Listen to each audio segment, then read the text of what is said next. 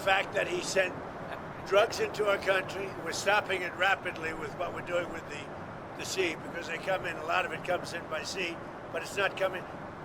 The drugs coming in, as I said before, by sea are down 97%. You should be saying, thank you very much, President Trump, great job. Now they can't get anybody to pilot those boats. You know, it's 97%. I'm trying to figure out who are the other 3%.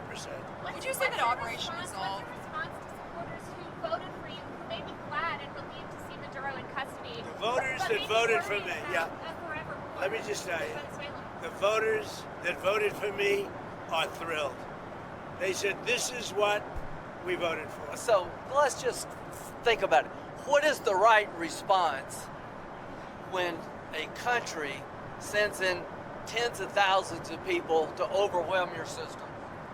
When a country is a narco-terrorist state that floods your country with cocaine, that's aligned with Hezbollah, what's the right response? You blow up the boat before they get here. You take down the source of the problem. President Trump didn't wake up one day and say, hey, let's take Venezuela. He did what other people talked about, but didn't have the balls or the guts to do it. This is a good thing. This is not interventionism.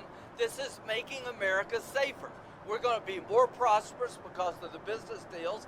There are going to be Americans alive today because he shut down a narco-terrorist state called Venezuela. This is a good thing, not a bad thing.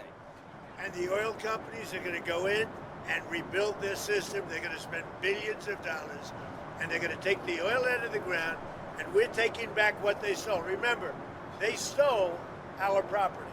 It was the greatest theft in the history of America. Nobody has ever stolen our property like they have. They took our oil away from us. They took the infrastructure away.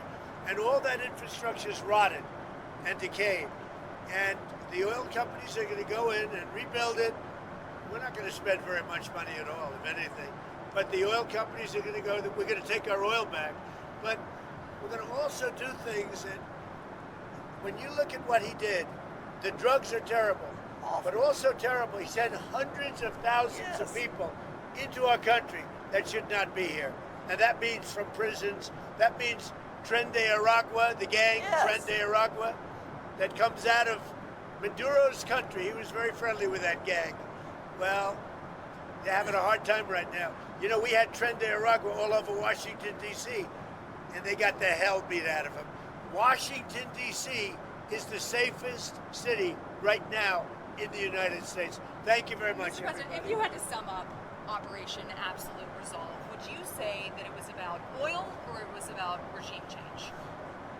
It's about peace on earth. How is it peace on earth? Peace on earth. By- We got to have peace. It's our hemisphere. The Monroe Doctrine was very important when it was done, and other presidents, a lot of them, they lost sight of it. I didn't. I didn't lose sight. But it really is, it's peace on earth. Thank you very much. Thank you, Mr. President.